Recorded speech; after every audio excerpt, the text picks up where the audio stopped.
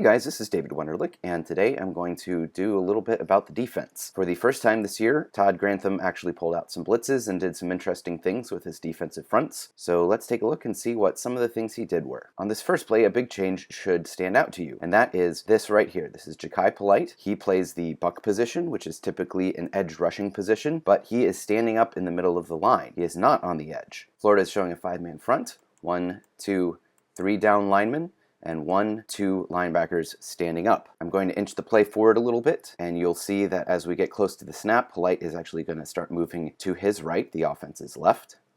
Now that the snap has taken place, Florida is going to do 2 different twist moves. That is when one linebacker or lineman goes forward at an angle and somebody curves around behind him. Polite, right here, he's coming to his right. He is going to go at an angle like this, and this defensive lineman over here, TJ Slayton, is going to go around behind Polite. So he's going to twist around the back of Polite. And the same thing is going to happen on the other side. CeCe Jefferson here is also going to go to his right, and this guy in the middle, Kerry Clark, is going to twist around him. So we have an instance of our edge rusher standing up in the middle of the line, and we have 2 twists.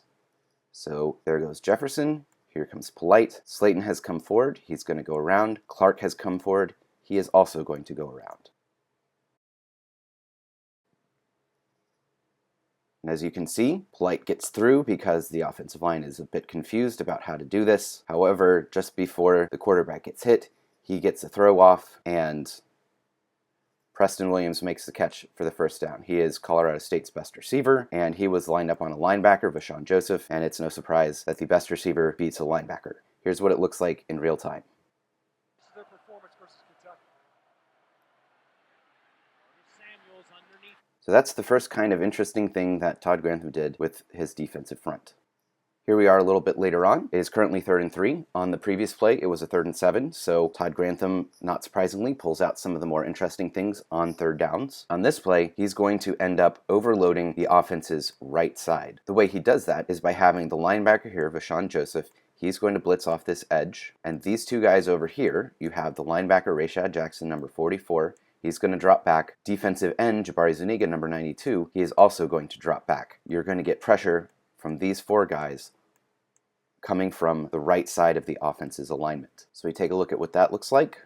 Here come 4 guys. Obviously, they're not going to leave this area entirely undefended, so this lineman comes a little bit to the offense's left, but you're still getting overload from this side. Right here, right here, right here, and he's just going to come around to give a little coverage over there. This again is a quick pass, and they do complete it, but Brad Stewart, the safety, comes over, makes the stop on Preston Williams, and he ends up a yard short, and Colorado State is forced to try a field goal. Moving right along, we have a 5-man front here, again, with 1, 2, 3 down linemen, linebacker on this edge, and a linebacker on this edge. The way this is going to work is that both guys on the edge, Rashad Jackson back here, is going to drop back. CeCe Jefferson here on the other edge, he is also going to drop back. And Kylan Johnson, the lone linebacker on the second level in the middle, is going to come up the middle and blitz from that level. So if we watch this play unfold, here comes Kylan Johnson up the middle. The 2 edge guys drop back.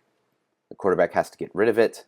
We've got good tight coverage from the corner, Brian Edwards. Rashad Jackson comes over and strips the ball out. Here's what it looks like in real time.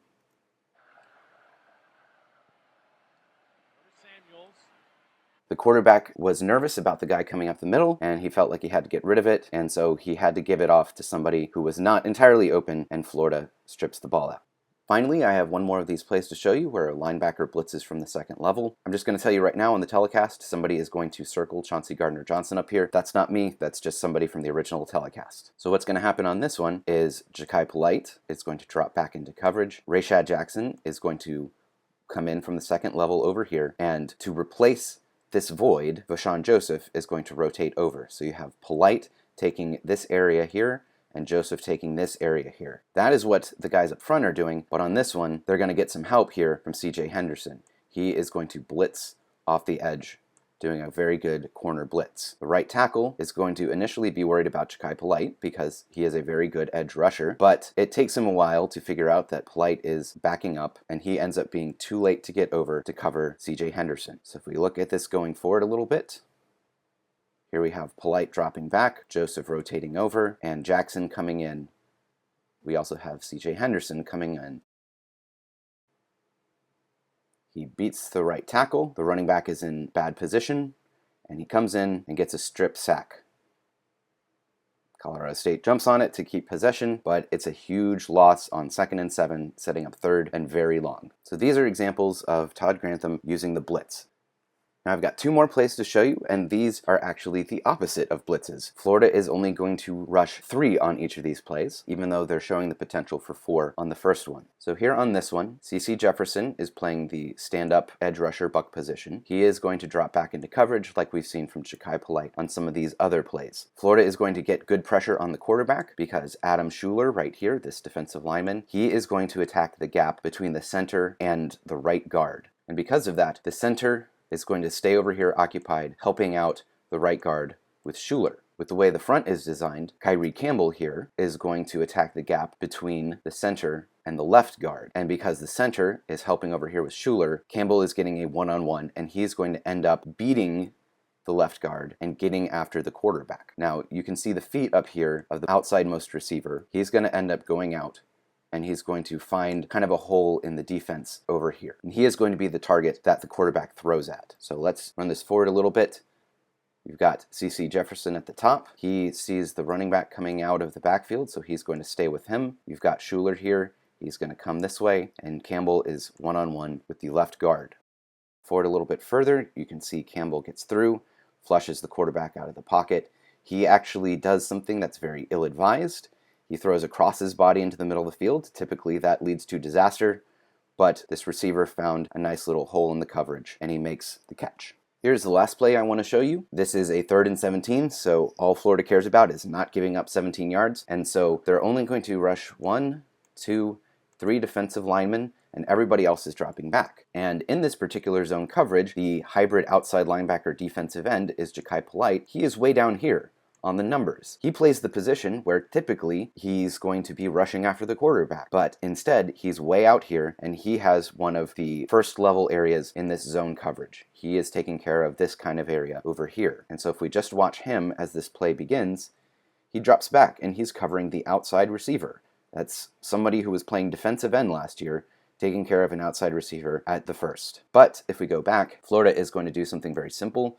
The ends are going to attack the outside. The nose is just going to come up the middle, and Jabari Zuniga up here, he's going to beat the left tackle around the end and get one of his sacks against the Rams. So if we go forward, here he comes around the edge, beats the tackle, and gets a sack. And that's with only 3 guys rushing. So these are some examples of some blitzes and different coverages that Todd Grantham employed against Colorado State. He didn't do a whole lot of this in the first 2 games, perhaps because he had to respect the pass more against Colorado State than he did against either Charleston Southern or Kentucky. But this is more of a typical Todd Grantham kind of scheme, where you've got guys moving around, blitzes coming from different directions, and generally trying to confuse the offense. Going forward, I'm expecting to see a lot more of stuff like this, and less of the more vanilla kind of defense that we saw in the first 2 games.